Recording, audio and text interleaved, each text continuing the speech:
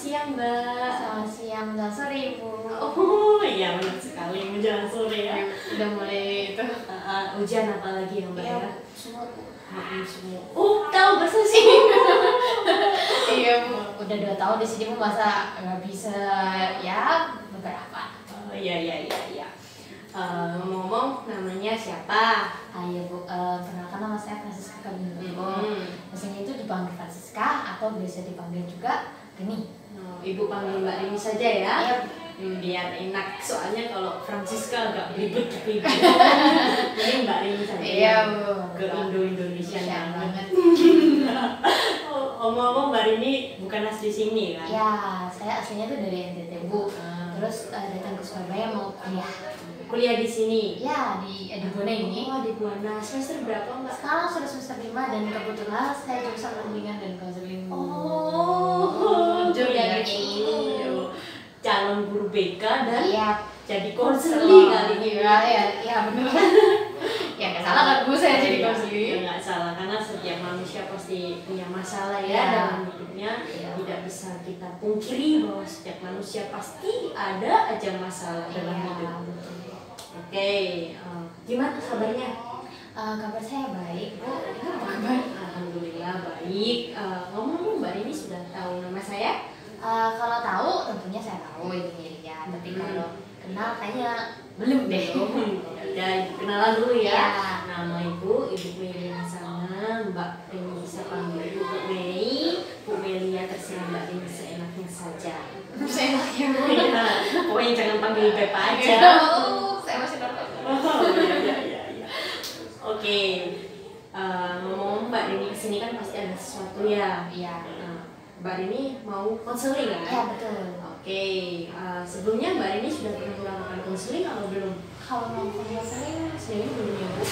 Saat SMP, SMA, bukan SMP maksudnya SMA itu paling ya bimbingan karir biasa. Nah materi kan saya juga belajar bimbingan konseling ya. Dimana teorinya yang saya tahu itu belum saya saya rasakan sebagai konseling gitu loh. Ya itu juga ibaratnya itu yang menambah keyakinan saya buat datang itu ya apa salahnya saya mencoba merasakan sebagai konselor dulu karena ya kalau kata dosen-dosen saya itu kayak konselor yang baik itu dimana kita itu juga pernah menjadi konselor sehingga kita tahu gitu loh posisi konselor itu seperti apa. Ya benar sekali, nggak salah kok. Calon konselor itu jadi konselor terlebih dahulu itu nggak salah. Ya kan? Sudah paham ya? Sebelumnya Ibu jelaskan terlebih dahulu, walaupun Mbak Rini sudah mengerti, tapi kan kita kan melakukan konseling kan harus sesuai prosedur ya. Jadi Ibu jelaskan terlebih dahulu konseling itu apa, dalam konseling itu ada apa. Konseling itu sendiri merupakan proses pemberian bantuan yang dilakukan oleh konselor. Di sini Ibu kan jadi konselor kan, Mbak Rini sudah tahu. Dan Mbak Rini di sini sebagai konseli, di sini Mbak Rini sedang mengalami masalah, mempunyai hambatan-hambatan yang ingin Mbak Rini selesaikan di sini. Dan yang menyelesaikan masalah Mbak Rini itu Mbak Rini sendiri, bukan Ibu. Di sini Ibu hanya mengarahkan agar Mbak Rini itu bisa membuka pikirannya, oh saya itu seharusnya seperti ini. Jadi yang menyelesaikan masalah Mbak Rini itu Mbak Rini sendiri. Di sini Ibu hanya sebagai fasilitator saja. Ya Bu. Ya seperti yang saya juga pelajari selama ini, dimana si konseling sendiri yang menemukan solusi yang terbaik untuk dia seperti apa. Terus untuk asas-asasnya gimana Bu? Ya di sini ada yang Ibu ambil, ada yang 3 aja ya yang Ibu ambil yang menurut Ibu penting. Yang pertama adalah asas kesukarelaan. Di sini Mbak Rini sudah datang dengan sukarela, ingin menceritakan semua masalah Mbak Rini yang sedang dihadapi kepada Ibu dengan sukarela tanpa Ibu paksa Mbak Rini, Ibu geret ke sini datang untuk menceritakan, enggak kan? Ya Mbak Rini sudah melaksanakan asas yang pertama. Yang kemudian Mbak Rini kan sudah datang ke sini kan capek-capek datang dari kosnya ke sini kan mau menceritakan masalahnya. Ibu harap Mbak Rini bisa terbuka sama Ibu, bisa berbicara sesuai apa yang dirasakan, karena di sini ada asas keterbukaan ya. Ibu harap Mbak Rini bisa terbuka agar masalahnya bisa Mbak Rini selesaikan dengan maksimal. Kemudian ada asas kerahasiaan, di mana dalam konseling kali ini ibu tidak akan menceritakan kepada siapa-siapa kecuali dari izin Mbak Rini. Jadi apapun yang kita bicarakan kali ini, ibu tidak akan pernah menceritakan kepada siapapun tanpa seizin Mbak Rini. Seperti itu, sudah paham? Sudah paham Bu, dalam artian kayak asas kerahasiaan itu tadi yang saya pelajari juga. Berarti terjamin ya, benar-benar kayak terjamin gitu loh Bu. Iya, terjamin. Kecuali ada sesuatu yang mengharuskan kami sebagai konselor itu menceritakan kepada yang lebih tahu dari masalah Mbak Rini itu. Pokoknya seperti Mbak Rini kan sudah tahu mempelajari aliran kasus seperti itu. Ketika ibu tidak sanggup, bukan ranah ibu bisa melemparkan kepada yang lebih bisa menyelesaikan masalah Mbak Rini. Iya kan? Sudah paham? Oke, jadi Mbak Rini kesini kan pasti ada sesuatu yang ingin diceritakan pada ibu. Kalau boleh tahu apa yang dirasakan Mbak Rini? Ya Bu, pertama-tama ya Bu, saya memahami ya Bu, saya bingung sendiri ini sebenarnya permasalahan atau gimana ya, batu berkat buat saya atau gimana. Ini tuh saya ketahui, saya sadari lebih tepatnya itu gara-gara dari teman saya yang mengatakan bahwa kamu tuh terlalu perfeksionis gitu. Dalam artian di sini memang saya itu tipenya orangnya itu kalau ngumpul tugas Bu itu biasanya 3 jam atau 4 jam sebelum deadline-nya itu saya mesti ngirim. Karena berarti saya bisa periksa dulu 2 sampai 3 kali gitu Bu, dalam artian teliti dari perkata, per kalimat itu benar-benar sesuai yang saya mau, sesuai yang saya harapkan, baru saya ngirim. Tapi permasalahannya adalah gara-gara pandemi ini, karena kan tugasnya makin banyak ya Bu ya, karena ya saya paham juga ya, ini memang ya ibaratnya tuntutan saya sebagai mahasiswa dan kasihan para dosen juga, karena ya dari tugas itu tadi bisa mengambil nilai dari kami mahasiswa. Cuma terkadang ya deadline-nya itu karena terlalu mepet Bu. Terus kan tugas itu kan mati 1.000, mati 1 tembus 1.000, mati 1 tembus 1.000. Dalam artian ada tugas lagi. Dan kita kan semesternya masih makin gede sekarang, SKS-nya jadi makin besar, hingga akhirnya kan mata kuliahnya juga bukan satu aja. Jadi ya tugasnya itu bertumpuk-tumpuk hingga akhirnya kejadianlah dimana saya itu ngumpulnya itu ibaratnya tuh kayak terlalu berdempet tuh sama waktu deadline-nya. Kejar-kejaran. Akhirnya itu saya nggak bisa, dalam artian nggak sempet untuk memeriksa dimana kebiasaan saya tadi itu 2 sampai 3 kali itu saya periksa dulu baru saya ngirim. Dan itu tuh jujur aja membuat saya tuh jadi kepikiran Bu. Kepikiran dalam artian saya tuh apakah saya takut hasilnya kerja saya itu ibaratnya itu kan kalau tidak diperiksa itu jadi amburadul gitu. Ibaratnya tuh usaha saya apa kabar gitu, usaha saya bakalan sia-sia kalau saya itu tidak teliti dulu. Hingga akhirnya itu buat mood saya jadi kurang baik juga, ditambah juga sekarang pandemi di rumah terus. Akhirnya saya kepikiran terus permasalahan itu, dan itu cukup mengganggu keseharian saya gitu. Oh, jadi di sini tuh Mbak Rini itu gara-gara banyak tugas kan, kejar-kejaran seperti itu, jadi Mbak Rini itu kayak tertekan seperti itu ya. Kalau boleh Ibu tahu itu tertekannya itu seperti bagaimana? Tertekannya itu dalam artian itu kayak apa ya Bu? Panik, juga kayak kepikiran aja gitu Bu, tugas saya itu udah tepat sesuai yang saya harapkan, dalam artian sesuai usaha yang sudah saya lakukan. Karena kan satu kata itu kan bisa bermacam-macam itunya kan Bu, dalam artiannya itu kan bisa berbeda-beda. Saya takut itu juga bakal berpengaruh dengan hasil kerja saya serta hasil ibaratnya hasil belajar saya selama ini. Tapi apakah menurut Mbak Rini apa yang sudah dikerjakan Mbak Rini tadi dalam mengerjakan tugas tadi emang tidak profesional apa bagaimana? Maksudnya tidak maksimal menurut Mbak Rini? Kalau menurut saya maksimal, cuma saya akan jauh lebih tenang dalam artian dan jadi lebih yakin ketika saya itu bisa mengoreksi terlebih dahulu Bu sebelum saya benar-benar dengerin ke dosennya. Oke. Kan Mbak Rini tadi kan nggak bisa ya kalau nggak dicek dulu. Itu seperti itu ya.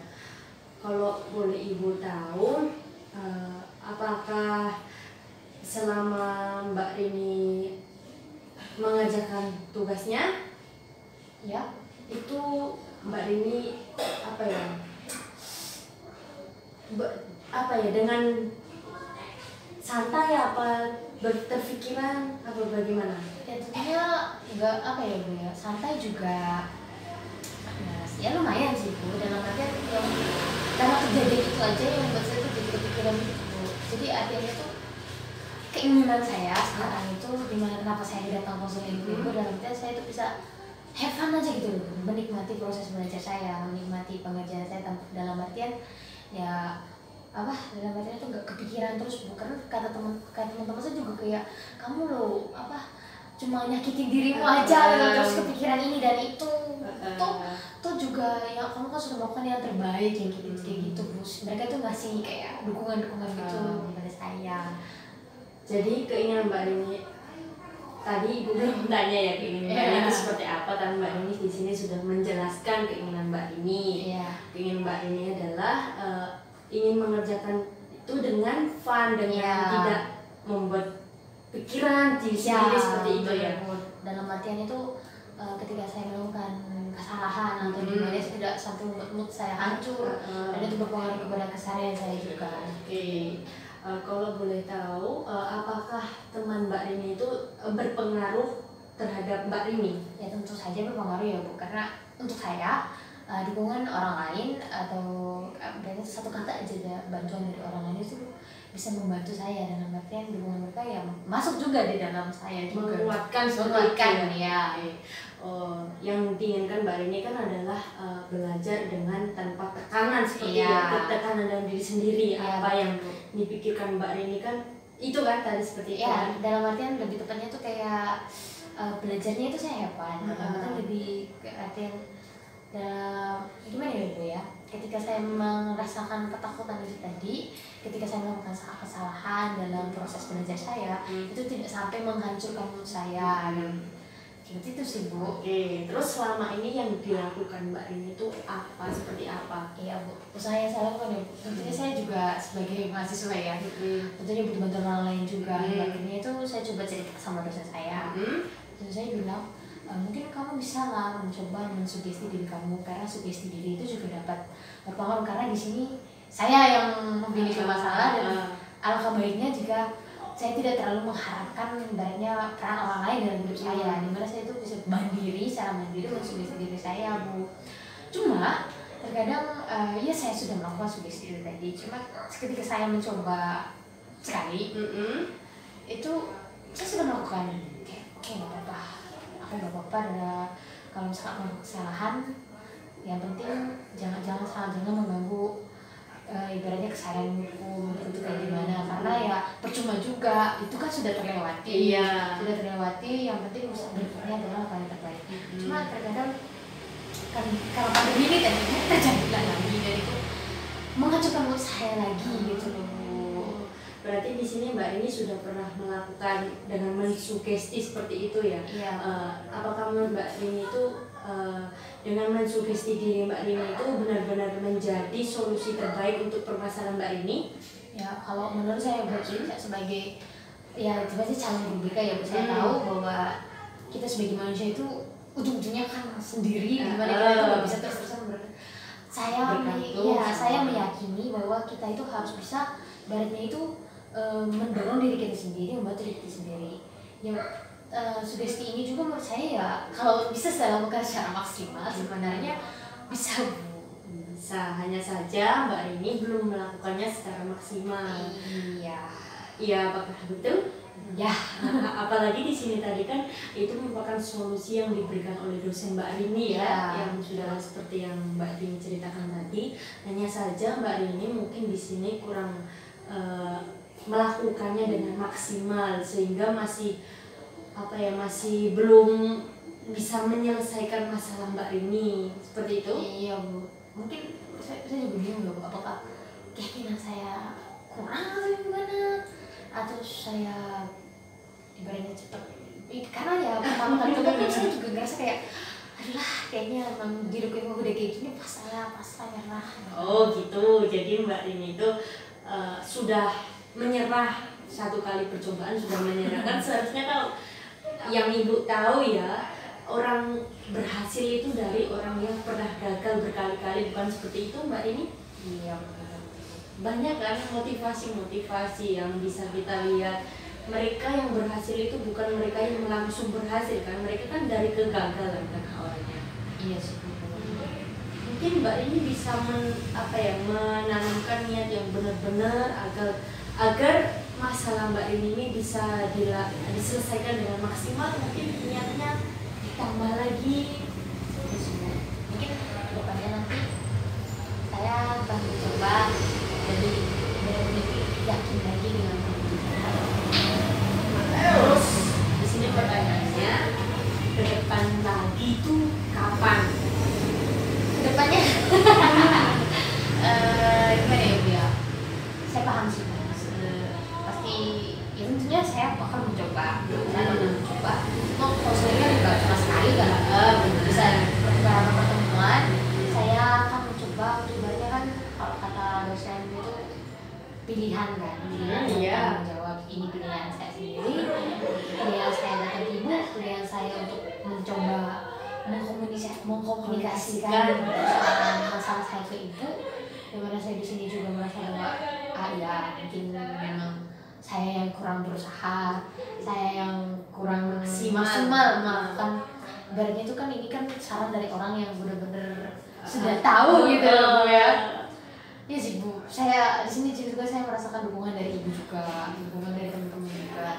Nah, itu membuat saya tuh punya rencana planningnya saya itu 1 minggu, beri waktu saya 1 minggu, saya akan mencoba ini lagi, tidak cepat menyerah lagi. Saya coba semaksimal yang saya bisa dan saya akan mengkonsultasikan ke ibu 1 minggu ke depan. Ibu tunggu ya. Nanti kalau Mbak ini tidak membawa kabar baik untuk ibu bagaimana? Dalam artian di sini saya akan mencoba gitu ya Bu, yang namanya apa ya? Saya tuh ibaratnya itu untuk masa depan nanti saya memang tidak bisa memprediksikan baik atau buruknya. Tapi yang bisa saya janjikan untuk saat ini sekarang adalah saya akan melakukan yang terbaik yang saya bisa. Saya akan mencoba yang terbaik yang saya bisa. Saya akan bukan mencoba aja ya Bu, saya akan melakukan apa yang sudah ibaratnya sudah saya rencanakan, dan sudah pilihan yang saya mau, tanggung jawab yang harus saya terima, serta bagaimanapun konsekuensinya jika kalaupun konsekuensinya saya akan gagal lagi, itu bukan berarti saya itu berhenti untuk mencoba lagi, betul kan Bu? Benar sekali. Oke, Mbak Rini sudah tahu kan? Iya Bu. Karena Mbak Rini datang ke sini itu kan dia merupakan pilihan Mbak Rini kan. Iya. Seperti itu. Mbak Rini melakukan konseling pada ibu, sudah memilih rencana yang akan dilakukan kepada ibu, membicarakan pada ibu, nanti konsekuensinya kan Mbak Rini sendiri yang bakal merasakan. Jadi ibu harap Mbak Rini bisa melakukan apa yang sudah menjadi rencana Mbak Rini tadi. Amin Bu, amin. Mungkin 1 minggu ke depan nanti saya akan membuktikan ke ibu. Oh iya, ibu tunggu ya. Iya Bu, siap. Oke, mungkin ada lagi yang ingin diceritakan Mbak Rini? Untuk saat ini mungkin saya bisa memberi komentar, boleh ya Bu ya? Iya, silakan. Dalam artian saya berterima kasih ke ibu sebenarnya saya. Ya saya di sini juga merasakan dukungan ya Bu. Saya entah kenapa saya merasakan bahwa ternyata yang bisa meyakinkan diri saya dan bagaimana saya itu mendapat diri sendiri dan peran dorongan orang lain juga. Saya tidak kedepannya itu tidak menutup mata dengan dorongan orang lain gitu. Dan dengan konseling ini juga saya bisa ibaratnya itu lebih yakin dengan pilihan saya, dengan tanggung jawab saya ke depannya itu seperti apa. Jadi apa yang sudah menjadi pilihan Mbak Rini, Ibu harap Mbak Rini dapat bertanggung jawab atas apa yang sudah dipilih tadi ya, direncanakan tadi. Ibu tunggu kabar baiknya. Semoga Mbak Rini bisa melaksanakan apa yang Mbak Rini inginkan. Itu. Terima kasih Ibu. Terima kasih Mbak sudah datang ke sini dengan sukarela. Terima kasih. Sama-sama, malah saya berterima kasih ke Ibu karena sudah menerima saya. Saya seperti ini dalam artian mungkin saya orangnya rada susah Bu, sama maaf. Tidak apa-apa. Jadi di sini Mbak Rini perlu ingat ya Mbak, bahwa ketika kita gagal satu kali belum tentu nanti kita bakalan gagal lagi. Jangan pantang menyerah ya Mbak Tini ya. Siap Ibu, siap. Terima kasih. Ibu akhiri ya konseling kali ini. Iya Bu, ini. gak apa-apa Bu, saya juga mau pulang juga. Terima kasih Mbak. Terima kasih Bu.